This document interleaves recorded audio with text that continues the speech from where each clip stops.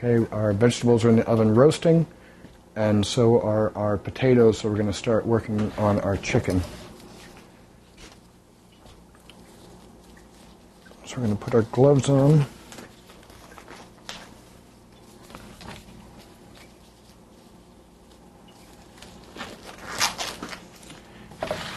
And what we want to do here is, you can see we've got a bigger end here than we do here.